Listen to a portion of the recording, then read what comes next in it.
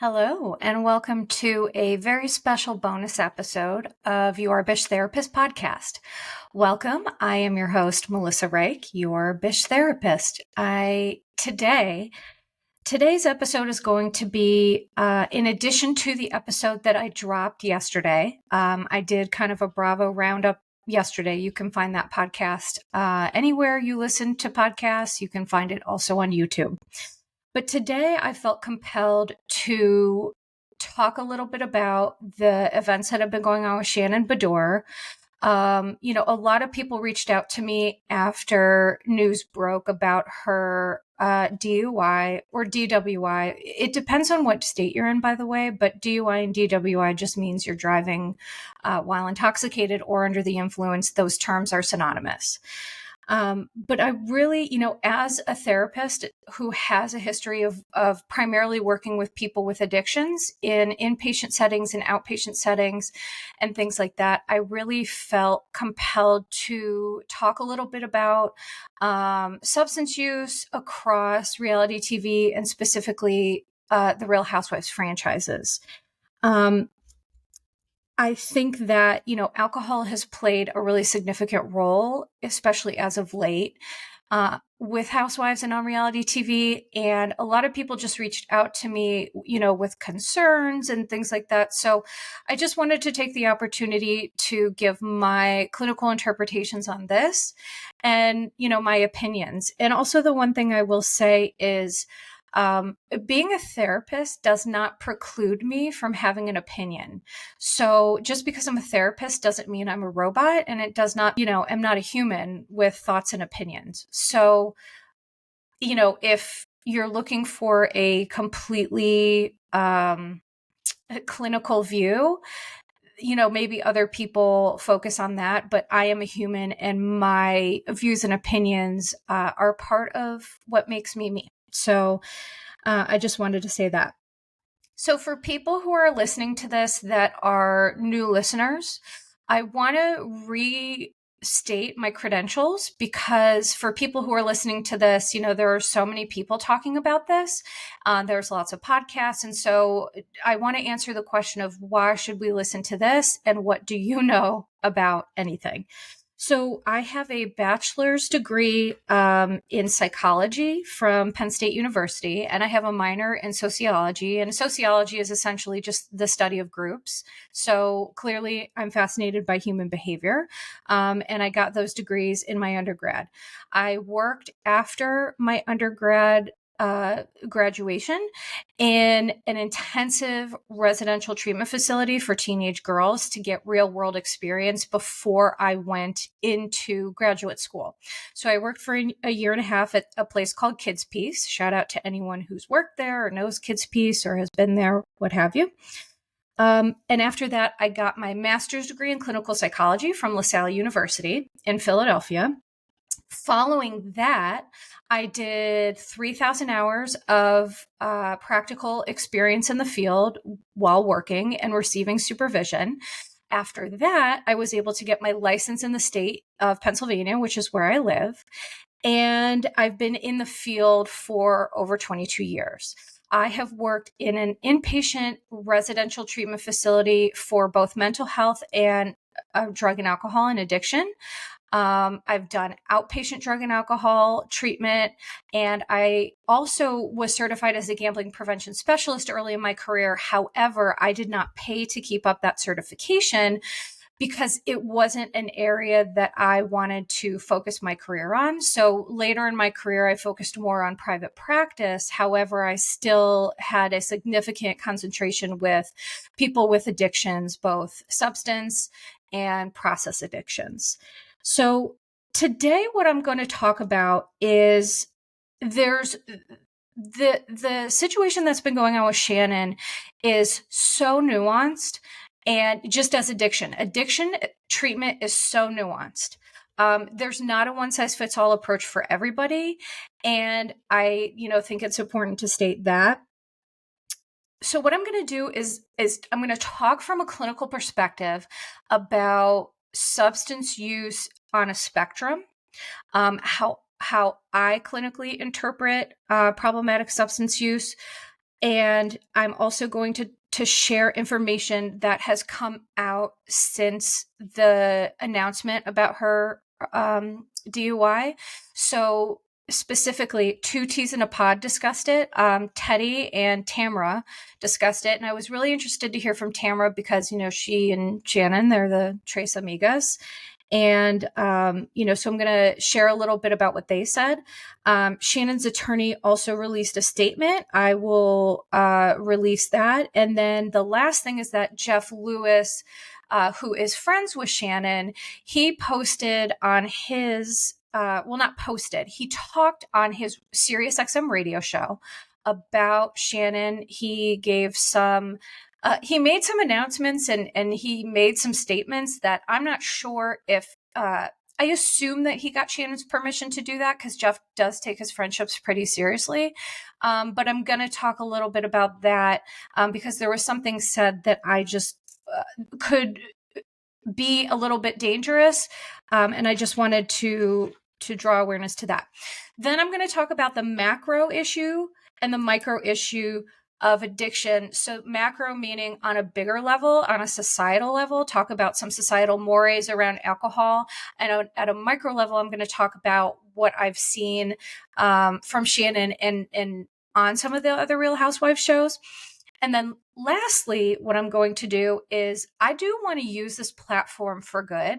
I am not here to talk smack about Shannon. I am not here to be the judge and jury. I am here to lead with love and respect and use my platform to just provide a little bit of education where I can.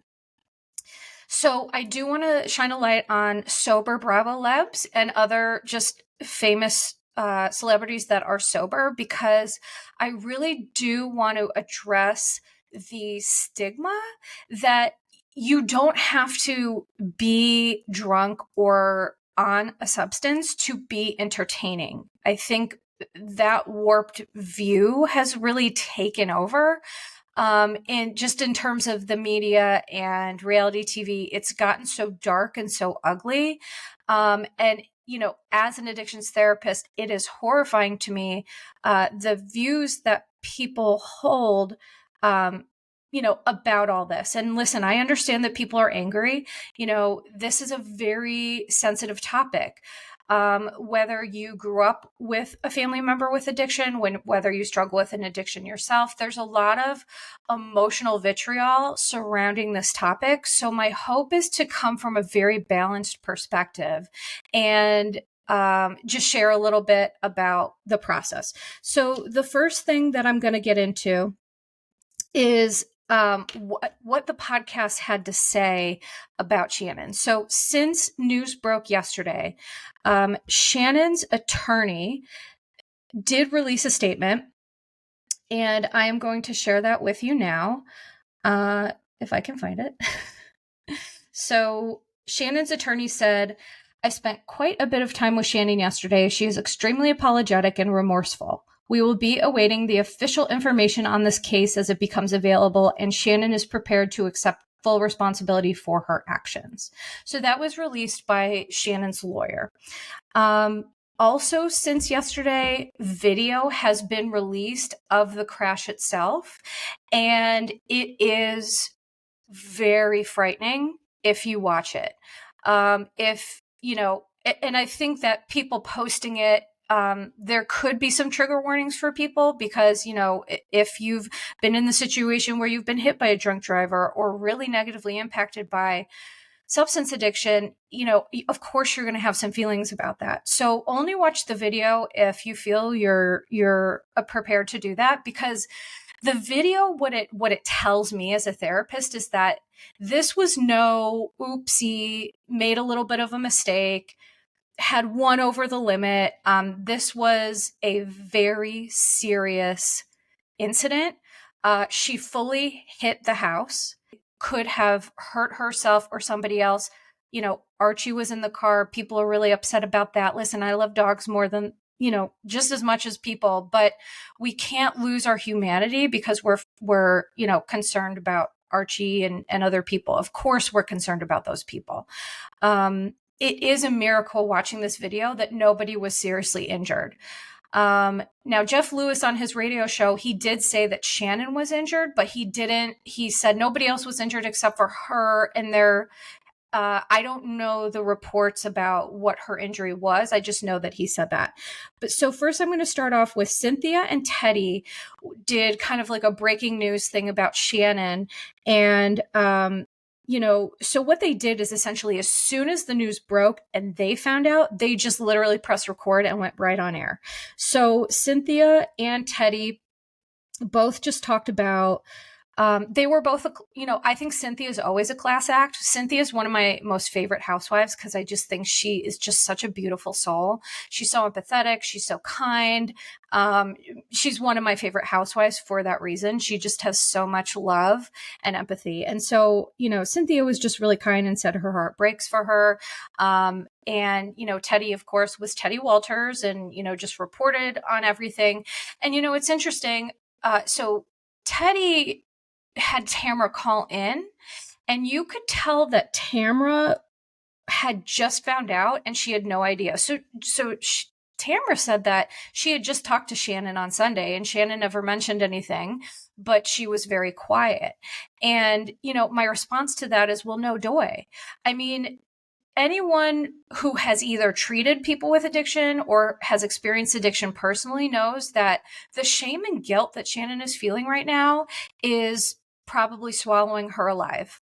And, I talked about healthy shame versus toxic shame before, and this is a good example. Right now, she's probably experiencing some really healthy shame about, realizing the error of her ways and needing to take a look at things.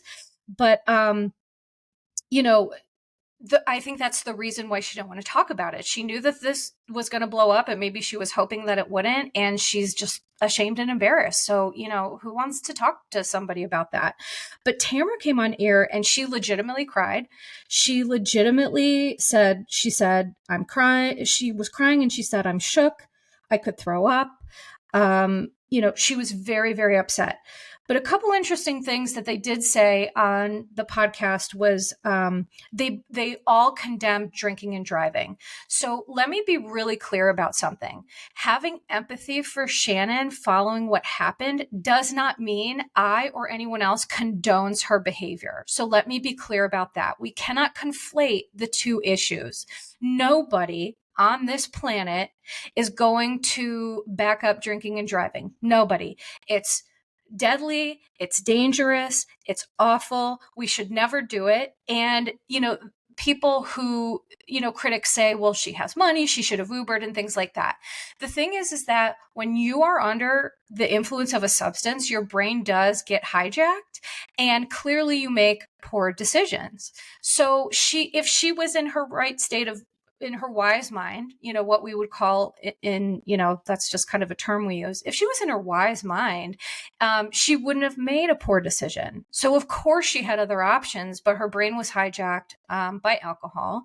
And, obviously she really has to look at that. The one thing Tamra said that was super interesting is that, her and John had been on and off. So what was apparent to me as a therapist is that Shannon's relationship with John, on the show was not good. Shannon didn't want to talk about it because who wants to talk about stuff that makes them look bad or makes them feel bad? And her and John broke up after the season. However, they were clearly back doing something, whatever you want to call it. Again, Shannon kind of used semantics to skirt the issue of they're not together, but Tamra admitted they were off and on. So, sometimes you break up, you love someone, you try it, you don't, you try it, you don't, the pause, the off pause, and the whole process can get extremely toxic. And the reason for that is the definition of insanity is doing the same thing over and over and expecting different results. So sometimes, unfortunately, love is not enough. And it seems like Shannon's relationship is certainly part of her bigger issue, right? So Tamra did kind of confirm that her and John were off and on. And Tamra says that Shannon's mental health has been poor. As an observer, again, I would say no doy to that. It is no secret to people watching that Shannon is miserable and she is unhappy. And, quite frankly, I have empathy for Shannon because what I feel is happening is she's now an empty nester. Okay. So all of her kids are out of the house now. And, in college, she isn't thrilled with the relationship that she has with John. Clearly, he's not meeting her needs, from Shannon's own mouth. I think she's feeling unloved. I think she's feeling unsupportive. And I think she is experiencing grief, being an empty nester. That is a very real issue that, I've had tons of people come to me in the past for treatment for, grief related to, the kids going to college, because what happens is you're either left alone or you're left with your partner who the relationship becomes extremely different after kids go to college, right? There's no more focusing on them 24/7. So when kids go to college, you're either left, Shannon's divorced, and you're left realizing, okay, now what? Or that's sometimes the way people split up after 20 years. When kids go to college, they realize they don't have a lot in common anymore. So my point is that I just think that Shannon is struggling, period. And when people are struggling, they lean on maladaptive coping mechanisms. So addiction, alcohol use, substance use, process addictions like gambling, food, sex and love addiction, those things happen when we're not attending to our needs.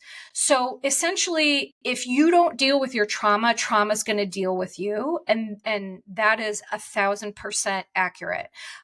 We can stuff things and stuff them and stuff them. But, there's this, we had this saying where, in the program, stuff comes out sideways. If you stuff, all your feelings in this tiny little place and you never let them out, the human brain and soul is not made for continual suffering. So that's for me, in my experience, where I come from when I look at Shannon with empathy, because I just think that she's really having a hard time. Now, going on to what Jeff Lewis said, Jeff spoke, he said he spoke to her directly and that she takes full accountability and she's ashamed and embarrassed. So that tells me that she is in a place to understand and take accountability. And I can appreciate that, because believe it or not, working in an inpatient treatment facility, I can tell you is that sometimes people have things like this happen and they don't feel that that's their rock bottom. They don't acknowledge it. They don't take accountability. They don't want to deal with it. Which, for people who don't struggle with the disease of addiction, that seems, insane. But, insanity is a part of this thing we call being human. So he claims, again, she was injured.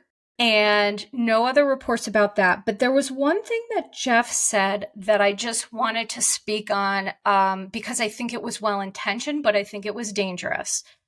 Jeff said, and I quote, "I don't think she's an alcoholic."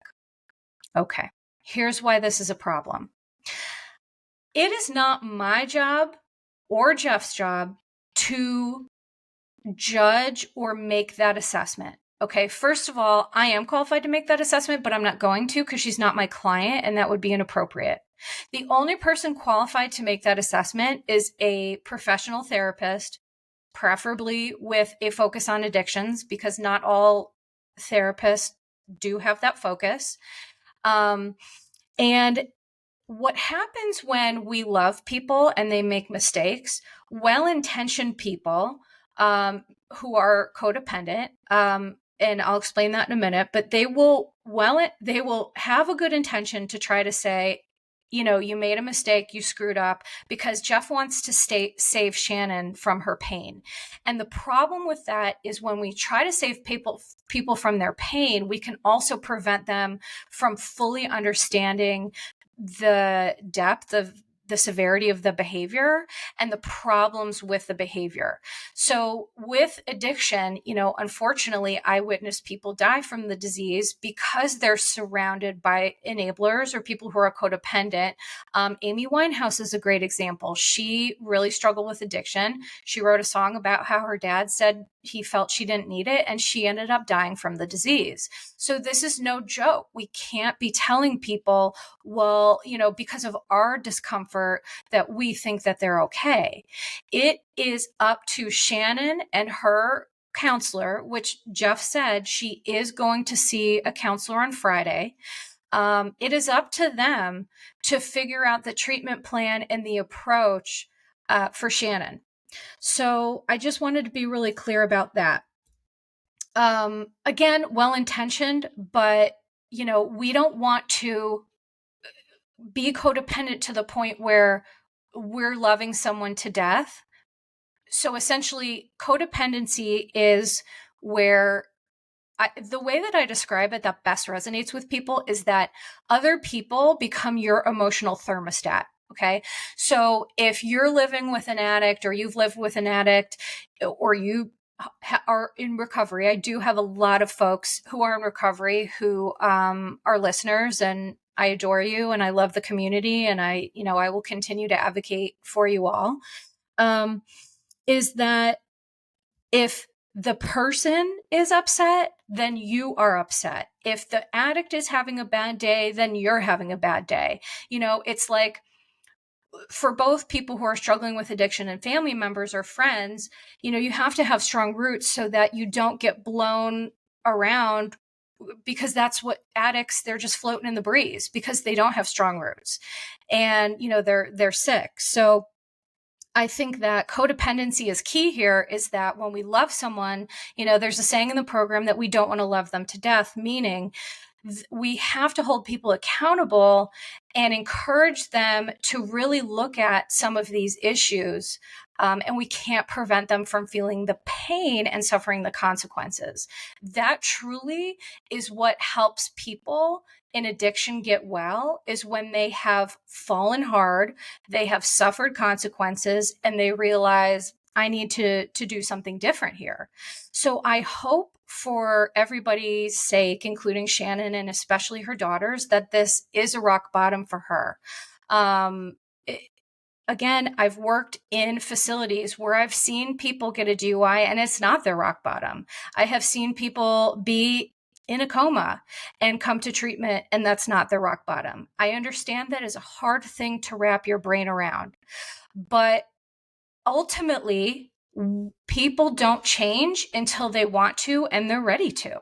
And so with the disease of addiction, I'm going to talk about, for people listening to this who, what are some criteria? I mean, I'm not going to go over the full DSM because I'm not teaching a class, but I'm going to talk a little bit about how do you know if there's an issue, and then, what are some resources and some things that you can do.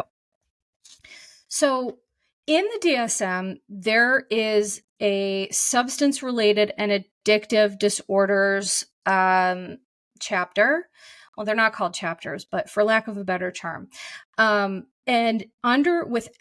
what you can have an addiction to: alcohol. There are tons of things in the DSM: hallucinogens, opioids, even caffeine, which I know wigs people out, but caffeine addiction is real, and it's, it is in the DSM. So the main things that you want to look at in terms of, do I, or maybe does somebody else that I love have an issue? There's a couple of major tenets to that, which is an inability to cut down or control substance use or drinking, cravings and tolerance. So needing more and more of the same substance to experience the same euphoric effect. There is a tolerance over time, and especially with alcohol.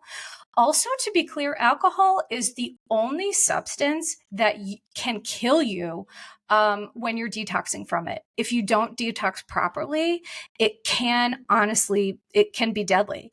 Other things like opiates and, methamphetamine, stuff like that, you're going to feel like you're going to die, but you're not going to. Alcohol is so incredibly dangerous. when you're detoxing. So if you are looking to do that after years of drinking, I give you a lot of credit, but you need to get some assistance around that for your own well-being. There's things that can happen like delirium tremors, and it's awful. I've witnessed it, and it's just so hard to watch. So there are ways to be free from alcohol. It often does take, a detox center, a medical professional. If you don't have the ability to go to a detox center, PCPs, things like that. The last major tenet of, how do we know if something is problematic is we experience negative consequences with our home life, with our work life, and with our social life. So, again, these are not all of the criteria in the DSM, but I just wanted to kind of break it down in a way that makes sense to people about, where's that line? How do you figure out when alcohol use becomes problematic? And the other thing I want to say about that is, for me, I look at everything, including addiction, on a spectrum. Okay. So on one side of the spectrum is recreational or casual social use. And then somewhere along the lines, it becomes problematic. And then all the way over here on this one side is active addiction, severely active addiction. Okay. So there's all these different continuums that people are on. And sometimes if people are quote unquote functioning, or they feel like they're functioning, it allows denial and minimization of the significance of their disease. So I hope that, for Shannon's sake, she, it sounds like there is some denial and minimization happening. Certainly there's been some denial and minimization regarding a lot of other things on Real Housewives. And, on that note, what I want to say too is that the irony is not lost on any of us that, yesterday in my podcast, I talked about how Shannon made some really horrible comments to Gina about CPS taking away her children following a DUI. The reason I feel like Shannon constantly held that over Gina, personally, my personal clinical interpretation is that, Shannon was in a really crappy place and she felt really bad about herself. And quite frankly, I think her continuing to hold that over Gina made Shannon feel superior, because she was hurting and she needed something outside of herself to make her feel like better. But it obviously was not, it was not appropriate. And, I do want to say that I think, people are hard on Gina, but she really was the bigger person yesterday. She could have come out and said XYZ, but it does take a big person to, say, I've been there too, and I'm not gonna run you all the way down here. So, I give credit to Gina for that. What I'm going to discuss now is the macro and the micro issues of addiction. So the macro issue is that in our society, alcohol is not only normalized, but it is glamorized. Not only in our society, but also on Housewives and reality TV. Okay. There are these beliefs that you have to drink to be a good housewife. And that is just simply not true. And in fact, that is a really harmful bit of stigma that keeps people using a substance, especially I think on the housewives, because they think, well, I might not be as entertaining, or I might not keep my job. So I want to be really clear. I don't drink. Okay. I have addiction in my family. And, so for me, alcohol I'm not into it at all. I've seen that it destroys people. I'm not interested in it. And you would not believe the amount of times that I still, as a 42-year-old woman, I go to not events again. I go to whether it's parties or, friends' houses, what have you, where people are drinking, and people will give me a hard time about not drinking alcohol. And here's why that's so crazy. I not only have cancer, I have a lot of other chronic health issues, and I have tumors on my liver. Okay. Drinking would literally be horrible for me. And people are still like, but why don't you? Have a drink. You could. And it's like, yikes. There's just this belief that alcohol is so ingrained in our culture and our society. And there are these societal mores and norms of like drinking is great and super cool, but anything else is not. I just, it's frustrating and I don't understand it. Well, I mean, I do understand it. I mean, people feel the need to, make that a part of their personality. And I'm, I don't drink, but I'm a hoot. I am so fun. And, I'm funny. I like to tell stories. I don't need alcohol to alter my personality. And, in fact, I had a listener. So, I get a lot of feedback on, my podcasts and on Instagram. And I was talking about housewives, the drinking has gotten so dark and so problematic. And so a listener commented, shaming me for that and saying, why would you want housewives without alcohol? It's like Shark Week without sharks. And I was just like, ooh, yikes. That person is welcome to their opinion, but, using that analogy, people love Shark Week to watch the sharks and they don't want to see a shark devouring someone to death. I mean, I'm sure there's a segment of the population that would want to see that, but just because that's your thing doesn't mean that's everybody else's thing. And I think to make housewives sustainable, we really have to look at how alcohol it comes into play here. Because let's not forget the reality reckoning included claims about pressured alcohol use, both covert and overt. So overt meaning, people saying overt is like, hey, you got to drink. Covert is where it's maybe not said, but it is implied. And I truly believe that there's more covert stuff in the housewives regarding, aggressive behaviors and substance use or alcohol use. There are people who want their housewives sick and messy.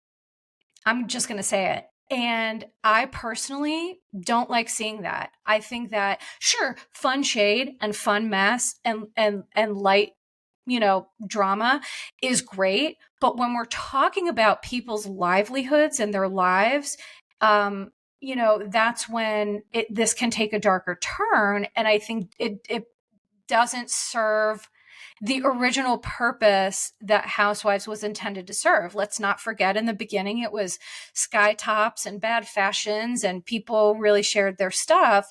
And today it's just a wholly different animal. So, I could do a whole other show on that, which perhaps I will. So before I talk about Shannon in particular, I want to talk about, again, reiterate, addiction treatment is incredibly nuanced. There is a field of study called epigenetics, and epigenetics is the study of how our genes meet environment. So essentially, there is scientific research to support that there are genes that create addiction. There is genetic involvement. However, there's genetic involvement at a DNA level, but there's also the expression of the genes based on behavior, environment, and triggers. So it's a very complex topic of epigenetics. And I'm certainly not an expert. I know enough about it to be able to share with you all what it is. I am looking for an expert on epigenetics to be on the pod. So if you're listening to this and you are one, please reach out to me because it is so complex and nuanced. I don't want to leave my lane, but I do want to just say that there are research studies about how our genetic expression can be changed through generational trauma, through environment, through, various other triggers. And the good news is that when the genetic expression of a gene is altered, it can be reversed. So why I share that is to share the hope that, addiction, mental health issues, addiction, there are ways to recover. And, there is hope there. Those things can be reversed. It does take a lot of work and it takes a lot of expertise, but it is possible. So moving on to the specific issues with Shannon and the micro issues of, housewives, alcohol throughout housewives, is one thing I notice is that Shannon only feels like she's fun Shannon when she's drinking.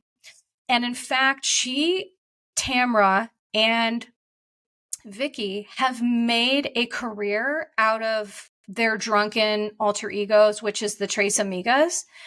And when you pigeonhole yourself into a lane where it's like, well, my livelihood depends on my alcohol intake and how much I can drink and showing people this, I think that unfortunately got tangled up in her personality, because I do think Shannon can be fun. I do think she can be great. And she does not need alcohol to be fun Shannon. What I was noticing is that Shannon was just so miserable and unhappy and clearly going through it throughout the whole season. And so she leaned on alcohol, I believe, to make that easier. And I think that got ingrained into her kind of like her role. And that's really unfortunate. The other thing that I've noticed is that Gina,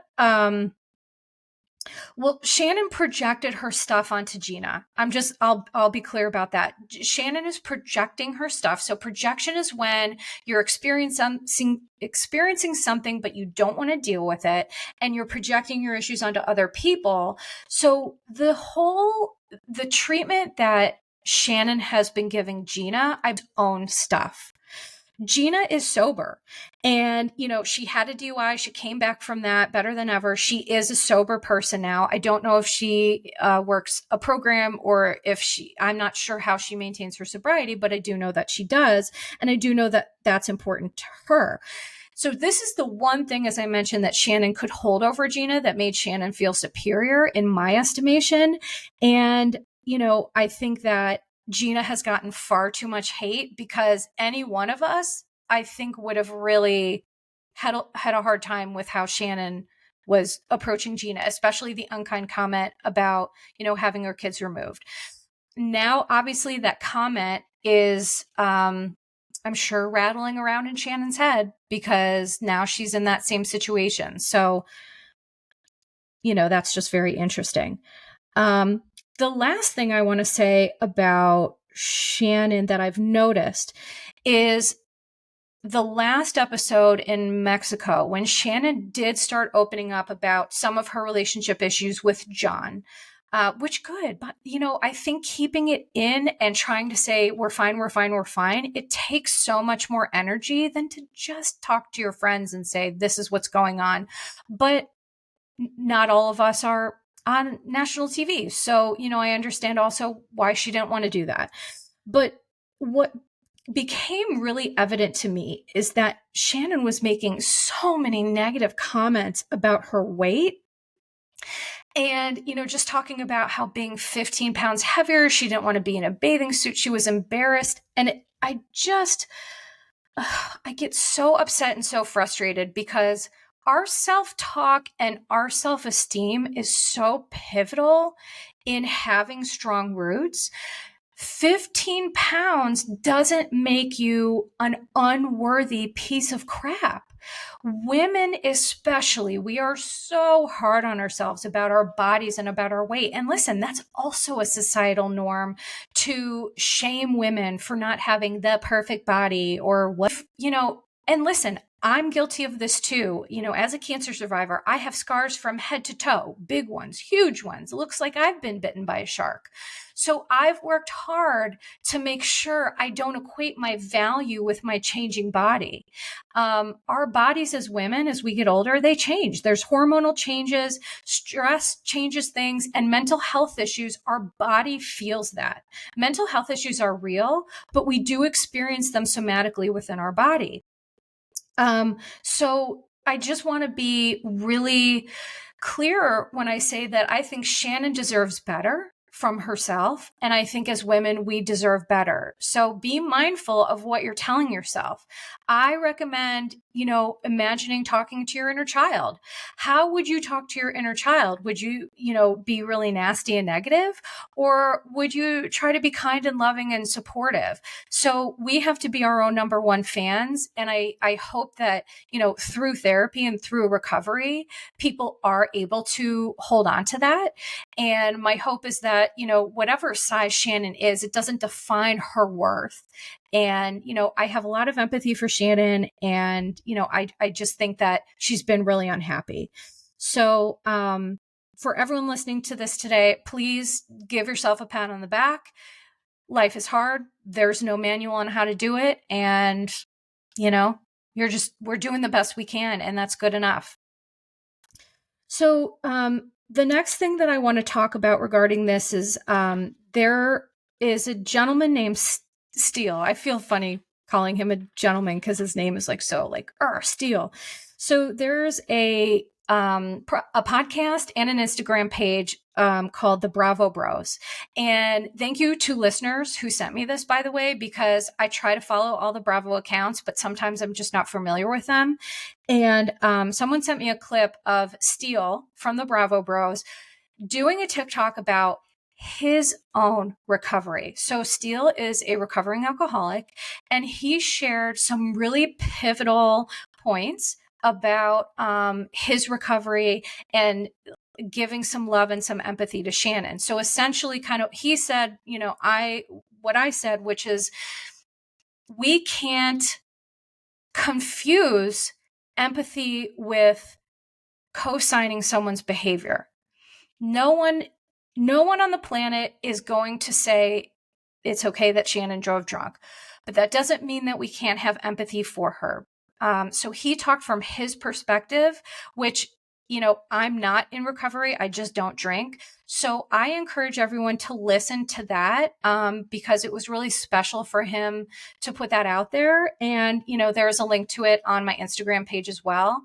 Because I think it is really important that we hear from people in recovery about this topic.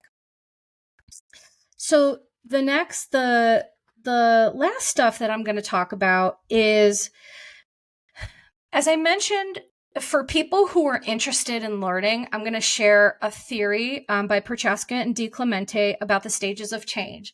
So the stages of change, it's 5 stages that essentially gives an explanation of why do we do the things we do and how are we ready for change? How do we go ahead and say, what, I'm gonna make a change. And, there's these kind of, it's not linear, but it's a 5-step process. And I just wanted to share it with folks who are interested in this part of it. So the first stage is pre-contemplation, which is denial. So pre-contemplation and denial is where people, for example, if Shannon had walked away from this and said, it was just a bad night, I'm fine. Well, that would be denial and pre-contemplation. Contemplation is you're not ready yet, but that you're starting to think that something needs to change, but you're just not ready to take action and do it yet. Some people can be in that stage forever. For years, forever. And, and that's sad too, because we all as humans deserve to be happy, and recovery is a gift, that allows people who are essentially tortured, their souls are tortured, to be well.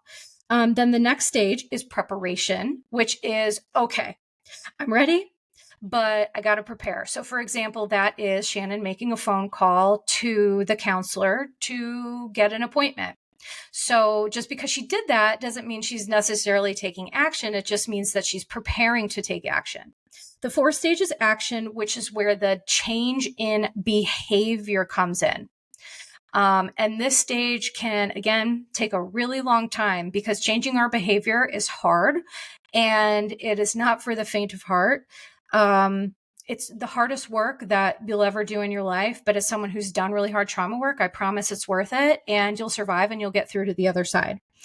The fifth stage is maintenance. So once you've changed your behavior, there's things you constantly have to do to continue to maintain the success, the sobriety, the recovery from trauma. For example, I go to therapy once a week still. I see my own Bish therapist, and that is part of my maintenance. Now, these stages are not linear, meaning what people can relapse. So people can go through all the stages, they're in maintenance, and they have a lapse or they have a relapse. And then they kind of do it all over again. So healing isn't linear, recovery isn't linear. So just a quick note on that, and just try to be easy on yourself. All we can do is try to do our best and start again the next day. I do want to shine a light on some sober bravolebs and celebrities, because I think that, going back to my previous point, we do not have to continue this sick relationship with alcohol to be entertained. We don't.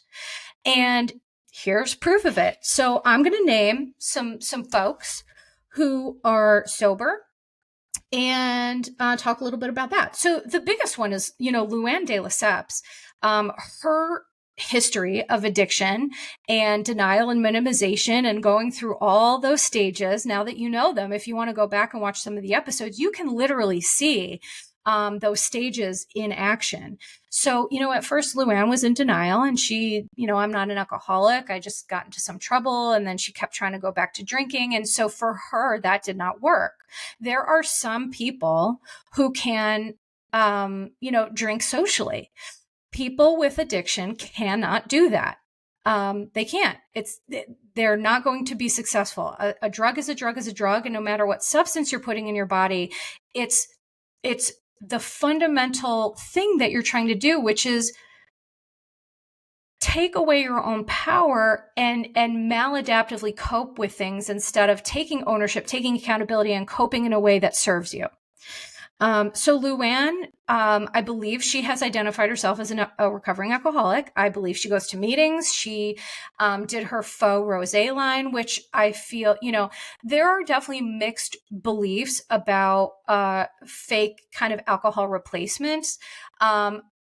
There's a theory called harm reduction, meaning in an ideal world, would you want to substitute something with like a fake alcohol? Maybe no, but for some people, that's life-saving. For some people, that's what keeps them sober. So I'm not here to judge anyone's what works for them. And sometimes harm reduction is, what people use.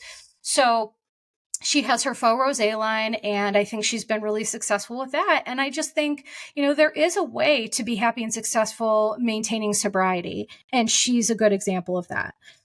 Some other people, Carl Radke, which I know people want him dead right now, and I probably could do a whole other podcast on that.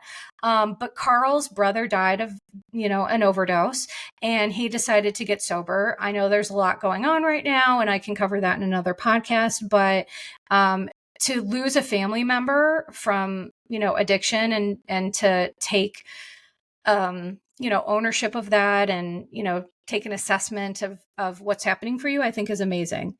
Captain Sandy Yon. Captain Sandy, love her. She's been in recovery for a long time. Lala Kent. People have a lot of different feelings about Lala, but I think that she is a really strong woman. I think she has dealt with a lot with her ex. She is doing a great job of being a mom and, doing Vanderpump Rules sober. Good for her. And she's an advocate for recovery and the 12-step program and all of that. While I'm on that topic, the 12-step programs are wonderful, but I also understand that they're not for everybody. I believe a 12-step program has a lot of value because it is a way, honestly and authentically, identify some things you want to change, make amends, make apologies, and move forward. To me, there's just a process of personal growth in that is unmatched when I see people go through the program. However, if meetings and the 12-step model isn't for you, there are other ways to be sober and to recover. There are books, there are podcasts, there's, you can look up information on the internet. I mean, self-education is also super important. So no judgment there. I just speak from a background of knowing how 12-step programs work and seeing the wonderful benefits they've had for people. Another person is Leah McSweeney. Her alcohol fueled binges were featured on the show, and she went ahead, took accountability. She's in the program as well, and I think that was super brave of her. Candy Burris. So she's not an addict. She just doesn't drink.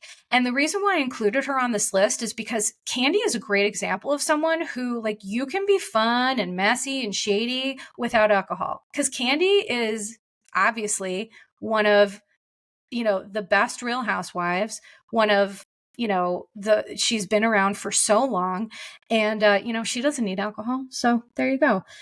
Kyle Richards also recently talked about getting sober. Her sister Kim struggled with addiction. I did an episode, by the way, about the Richards sisters, addiction within the family. I did an episode on that. It's in my link tree on my Instagram. And I've also done an episode on Kim Zolciak regarding gambling addiction and epigenetics and things like that. So if you're interested in those episodes, go ahead and look for them. Gina Kirschneider, as I mentioned, she, had DUI, woke up and, got sober. And some other celebrities that you may not know, and some of these surprised me. So Bradley Cooper, which he's made no secret of it, Tom Holland, Jessica Simpson. Jessica Simpson also talked about, I think, having she had process addictions in addition to her alcoholism. Her weight fluctuation, I think she said, was due to maladaptive coping mechanisms using alcohol and food. It's very infrequent that someone will have a substance addiction and not some sort of process addiction. It's possible, but it just all comes from the same stuff. So it just gets acted out in different ways. Eminem, Rob Lowe, Robert Downey Jr., he's one of the better examples of how addiction is so dangerous and it can bring you to the brink. But if you work hard and you work on recovery, I mean, look at he was on the brink of losing his career, and he is, maintained his role as one of the biggest movie stars, and, good for him. Brad Pitt, Ben Affleck, of course, and Kristen Davis. I didn't realize that as I was doing my research. Kristen Davis, she said she's never she's never hidden it, but for some reason it just gets missed. So, I just wanted to shout her out. I know also Lindsay Hubbard was sober for a point. I'm not sure if she is anymore. I theorized that had something to do with her and Carl's breakup, but who knows if it was that or if it was cheating. I don't know.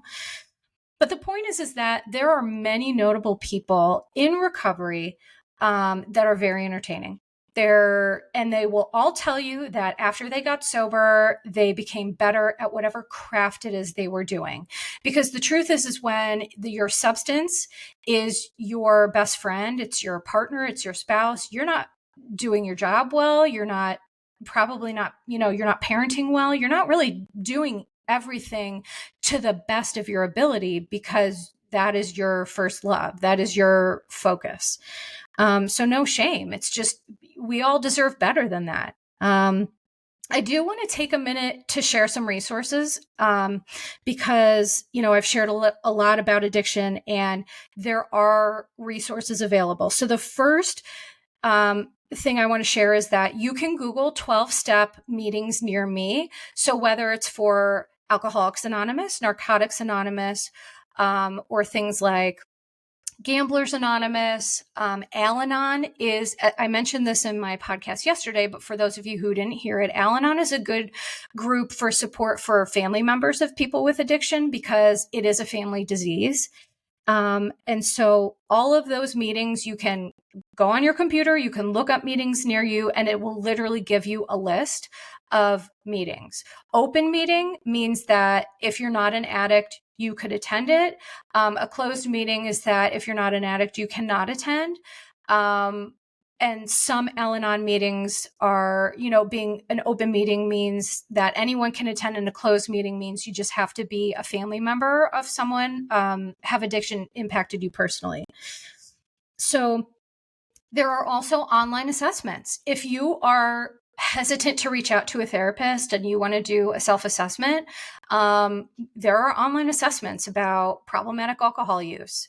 I encourage people to check that out if they think that's helpful. And then the last thing is, for people who are looking for treatment or recovery, there is a website called Psychology Today. And again, I am a baby podcast. I don't get paid for any of this. People don't, even know who I am, but they're just good resources. And ultimately, I'm here to help. So psychologytoday.com, you can look for just regular therapists, addictions therapists. You can search with your insurance. You can, look at their pictures, see if they would be a good fit. And, I encourage everyone to do that. So thank you so much to everyone for listening to this extra long bonus episode. I sincerely hope that, I have been able to help somebody through, discussing this. And again, I will just reiterate that I send a ton of love to Shannon. I send her support and love and respect. The shame that she's experiencing right now, I've witnessed it. I've been an empathetic witness to a lot of people who have come into treatment at their worst moment. And then through recovery, they're like a butterfly coming out of a chrysalis. And I just hope that she is able to find her spark again and fly, because she deserves that. So this is going to be the end of the episode today. Thank you so much for listening. And what I decided to do is, at the end of my podcast, I'm just going to read my disclaimer. So from me to you, thank you so much. Take care. I appreciate you all. Posts are not intended to diagnose, treat, or provide medical advice. Your Bish therapist is for entertainment and informational purposes only. The podcast, my opinions, and posts are my own and not associated with past or present employers or any organizations, Bravo TV, Greyheart Productions, or any other television network. The information in YBT Podcast and on its social media is provided for general informational purposes only and is not intended to diagnose or treat. Please do not act or refrain from acting based on anything you read, see, or hear on Your Bish Therapist podcast or associated social media. Communicating with YBT via email and or social media does not form a therapeutic alliance. Melissa, operator of YBT, is unable to provide any therapeutic advice, treatment, or feedback.